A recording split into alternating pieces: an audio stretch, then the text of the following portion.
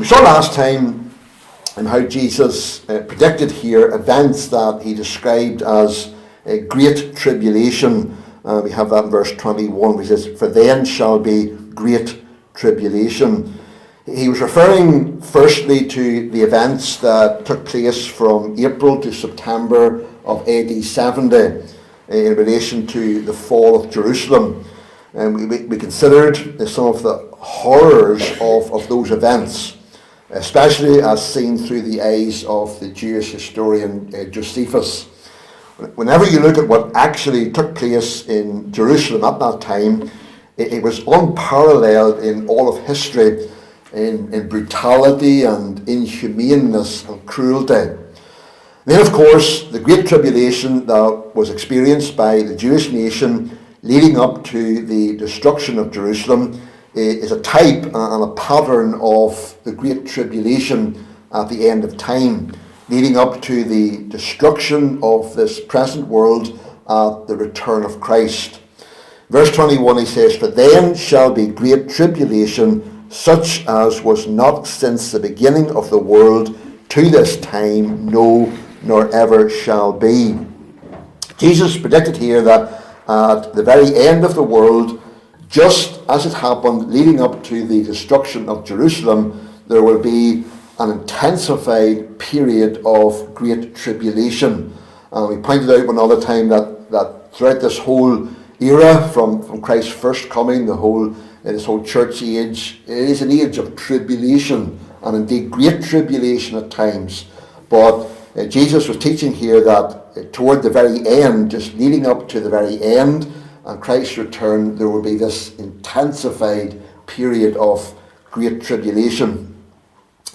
Jesus emphasizes here that this tribulation, just as it was at the destruction of Jerusalem, will be so severe that without divine intervention, no one would survive. If God didn't intervene, no one would survive it. Verse 22, he says, "And except those days should be shortened, there should no flesh be saved.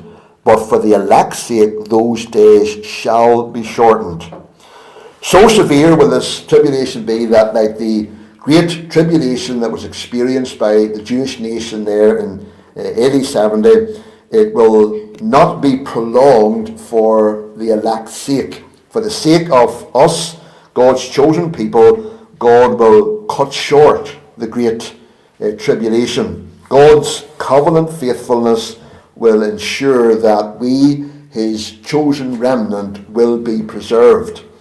And isn't it wonderful to think that God, even as he orchestrates events in this world, and as we think of God's judgment upon the world, that he actually is ordering events for the sake of us, his people. And the very judgment that he's going to bring upon the world, it's not going to be a prolonged time for our sakes, so that we his people would be preserved.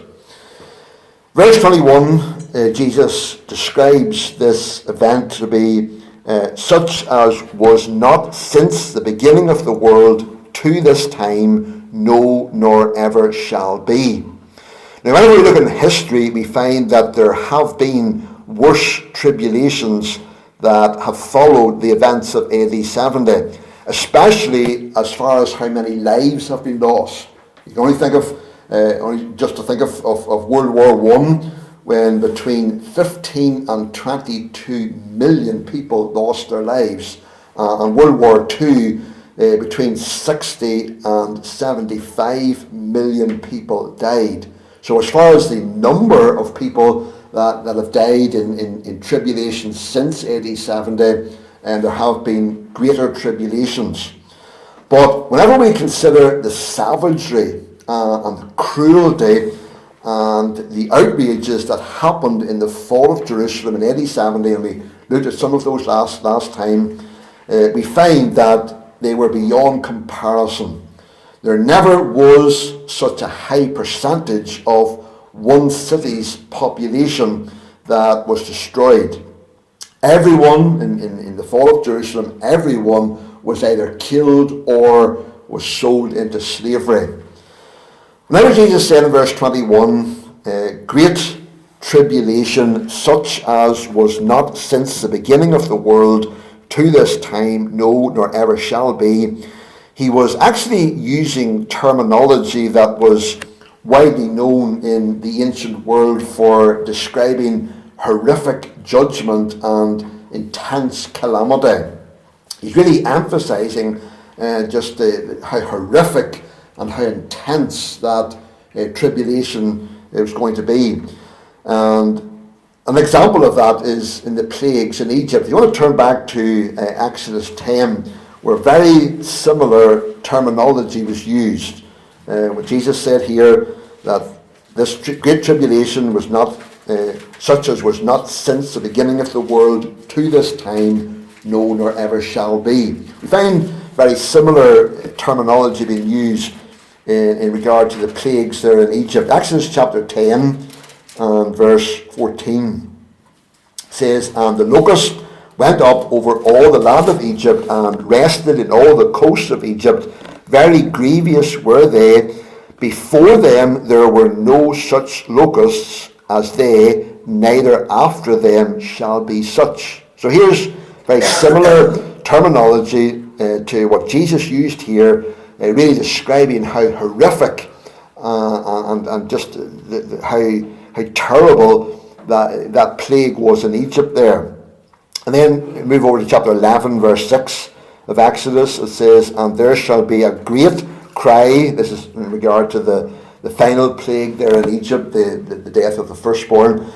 Verse 6 says, and there shall be a great cry throughout all the land of Egypt, such as there was none like it, no, nor shall be like it any more. So again, very similar terminology, and it's really emphasizing how horrific those plagues were. And then something similar, you don't need to turn to it, but Joel chapter 2 and verse 2, it says, a day of darkness and of gloominess, a day of clouds and of thick darkness, talking about God's judgment. It says, there hath not been ever the like, neither shall be any more after it, even to the years of many generations. So Jesus was describing how horrific the judgment would be that would come upon the nation of Israel. And as we saw last time, that is exactly what happened. It was gruesome beyond description. And so likewise, the great tribulation that will take place at the end of time, just before Christ returns again, will also be horrific beyond description. So horrific will it be that Jesus says it will not run its full course. Verse 22, and except those days should be shortened, there should no flesh be saved, but for the elect's sake those days shall be shortened. That's how it was in AD 70, to allow God's chosen, believing people to survive. The great tribulation of those days was cut short. It wasn't a lengthy period, it just really covered a few months. And also the presence of God's chosen people in the world actually mitigates or lessens the severity of God's wrath. Remember Abraham, whenever he was pleading for Sodom, whenever he knew that God was going to pour his judgment upon Sodom, that wicked city, for their wickedness, how did Abraham pray? He said in Genesis 18:24, he prayed, peradventure there be 50 righteous within the city. Wilt thou also destroy and not spare the place for the 50 righteous that are therein? And the Lord said, if I find in Sodom 50 righteous within the city, then I will spare all the place for their sakes. Isn't that interesting? I remember how Abraham continued to pray, and he went down to 30 and 20 and right down to 10. He asked God, if there are 10 righteous people, will you spare the city? And God said he would. And that's remarkable, isn't it? When you think of how wicked the Sodom and Gomorrah were, just the filthy sin of sodomy, and God saying he was going to pour out his judgment upon them. And yet, God said if he found even 10 righteous people, 10 of his people in the city, he would spare the whole place for their sakes. That really is amazing. The presence of God's people in the world is really a wonderful blessing for the unsaved. Now, many times the unsaved, they hate us and what we stand for. They hate the gospel, and if they could silence us, if they could get rid of us, they would. Little do they know that our very presence in the world is actually lessening God's judgment upon them. For our sakes, God lessens his judgment upon the world. Our presence in the world actually holds back and lessens the severity of God's judgment upon them. So the world actually owes something to us. They don't realise that, but they do. It is only when we, the people of God, are removed from this world at the second coming of Christ that the fullness of God's wrath will then be experienced by the world. And that will be sudden and climatic. 1 Thessalonians 5, 2-3, it says, "For yourselves know perfectly that the day of the Lord so cometh as a thief in the night. For when they shall say, peace and safety, then sudden destruction cometh upon them as travail upon a woman with child, and they shall not escape." So Paul, writing there to the Thessalonians and speaking about the day of the Lord when Christ will come back again and judgment will come upon this world, he said it will be sudden destruction that will come upon the world at the end.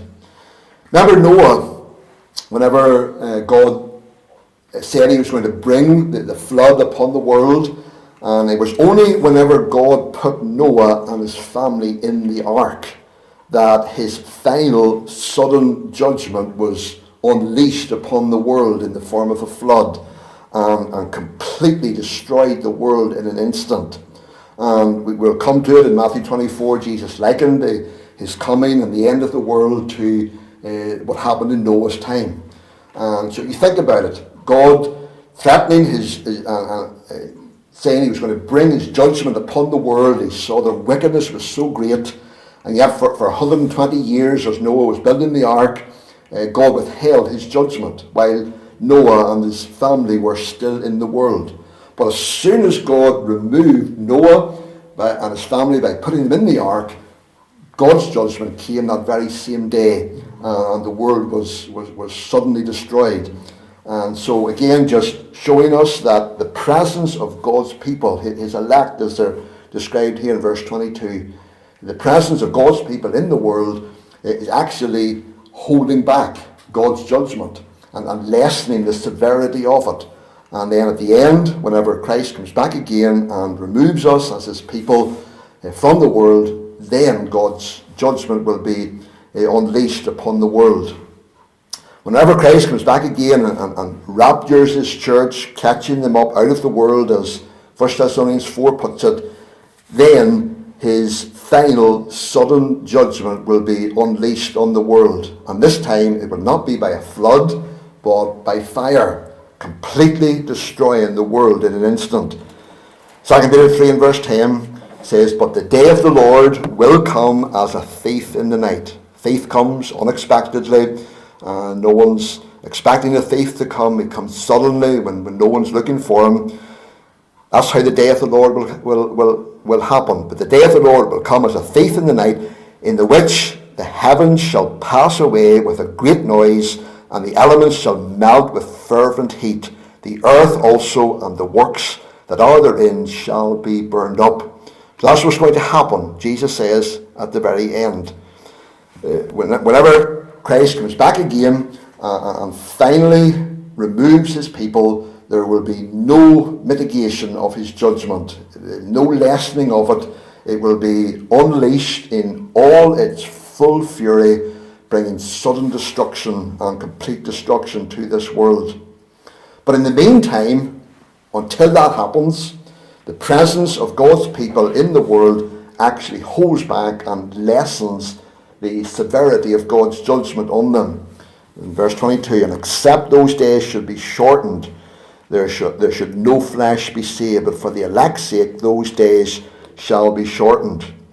That is why God will always have his people in the world right until the very end. That's how it has been from Christ came and the church began. In every generation, God has always had his people, and he always will have his people in this world until the end. And it really is a mercy to the unconverted, because God's judgment can't be poured out upon them in all its fullness while God's people are still in this world. Even the great tribulation at the end will be shortened because of God's elect. If you want to turn over to Revelation chapter 3 and verse 10, where it talks about God's people being kept in the midst of tribulation. Revelation chapter 3 and verse 10 is Christ writing to speaking to the church there in Philadelphia. And it says, "Because thou hast kept the word of my patience, I also will keep thee from the hour of temptation, which shall come upon all the world, to try them that dwell upon the earth." So the believers there in Philadelphia were promised protection from the tribulation that had already begun back then in the early church, that would continue right through this whole present age, during which there has always been suffering and persecution and tribulation for those who stand firm in their witness for Christ. Just read your church history and you will see that is so true. And that tribulation will be especially intensified and horrific in connection with the return of Christ at the end of the world. We as God's people have been promised to be kept from the hour of trial, the great tribulation. How will that happen? Well, Jesus gives us the answer in his prayer in John 17 verse 15, where he uses the exact same phrase that is used there in Revelation, kept from.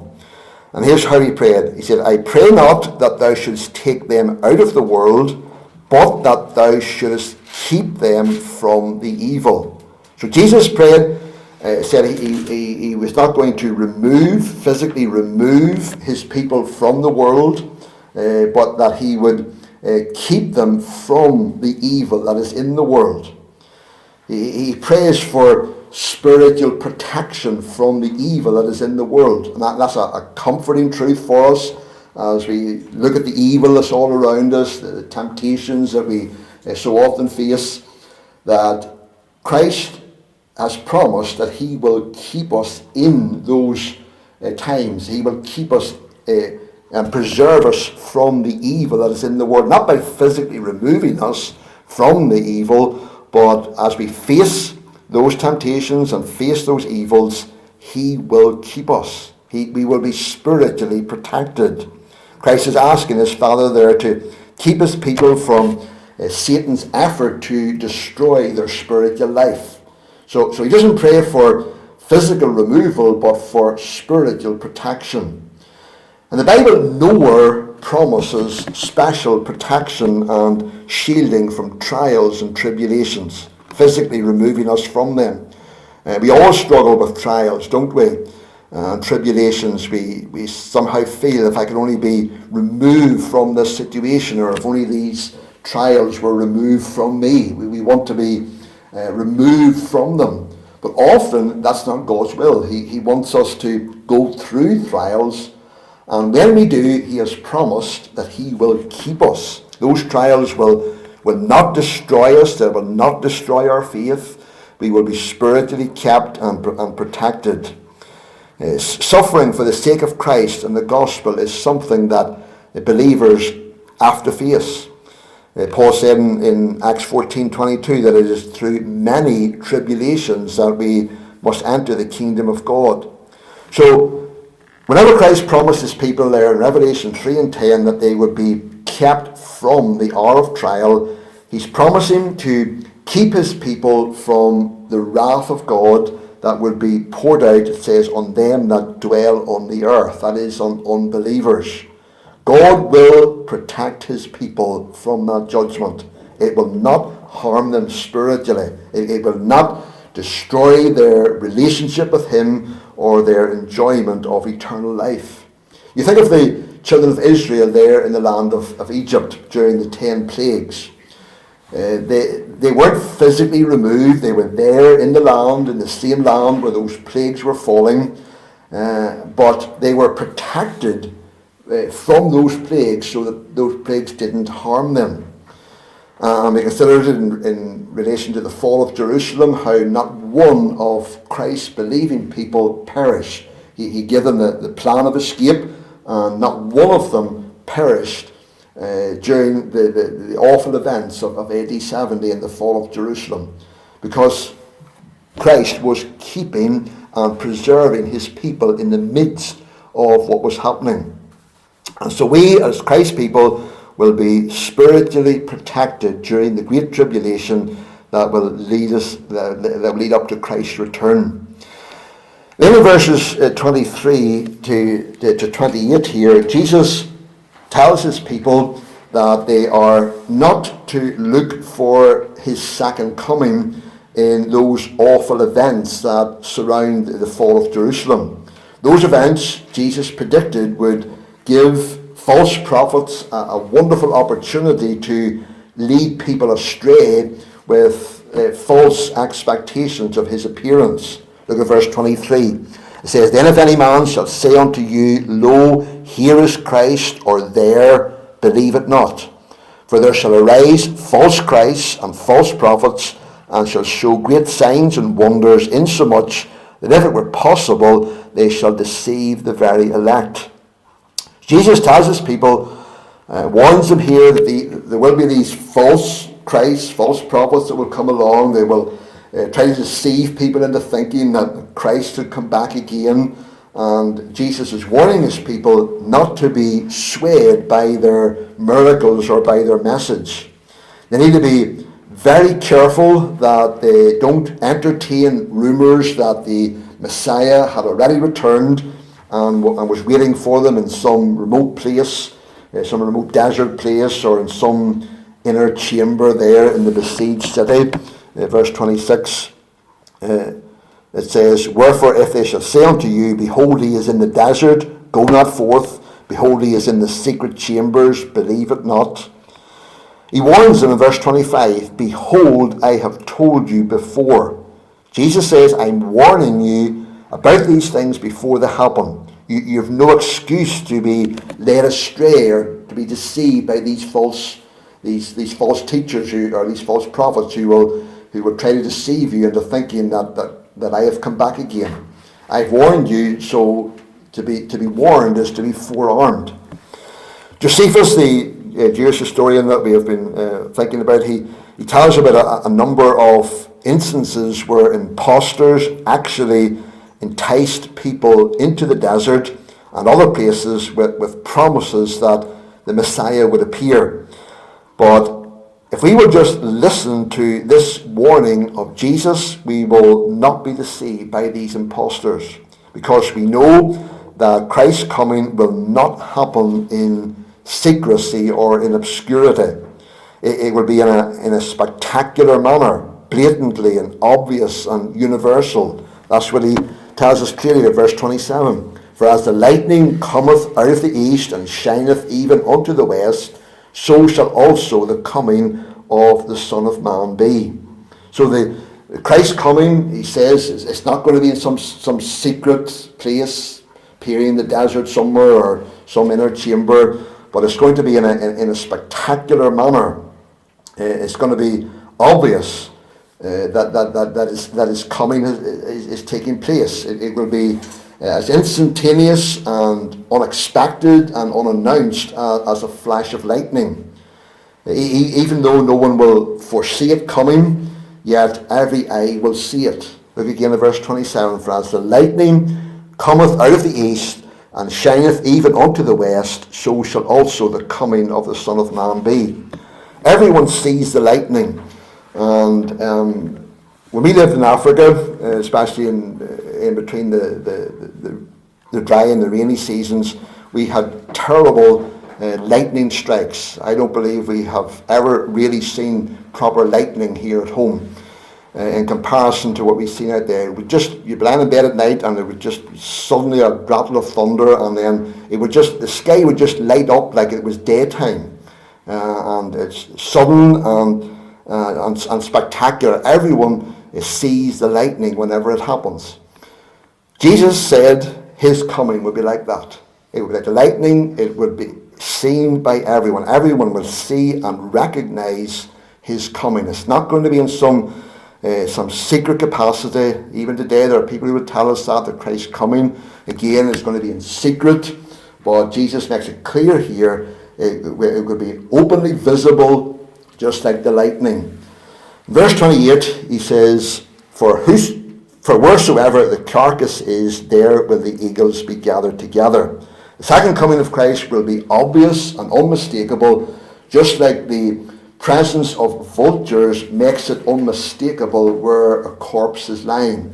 You often see if there's a dead animal lying, you'll see birds coming to it, and Jesus, this was a common sight in the time of Christ, vultures coming to where there was a carcass lying, and it's unmistakable. Wherever the vultures would be gathering together, you knew there was a corpse there. And so that is how obvious and unmistakable Christ's coming will be. The important thing for us as we consider and as we continue to look at what Christ was teaching here, the important thing for all of us is that we are ready for his coming. He has told us he's coming again, and it's our great hope as the people of God in this world in which we live, that Christ is coming again. And we need to live every day ready for his coming, looking, expecting him to come, because he's promised he will. It is our great hope, and he's coming to remove us from this world, to pour out his judgment in his final form upon this old Christ-rejecting world. And we should rejoice in that as his people, but also be filled with compassion for those who are still unsaved. To think that if they're not ready when Christ returns, his judgment is going to fall upon them. They're going to perish eternally. So may God help us. May God write these things upon our hearts. May they be a reality to us, not just a theory, but a living reality as we live our lives in this world in these days.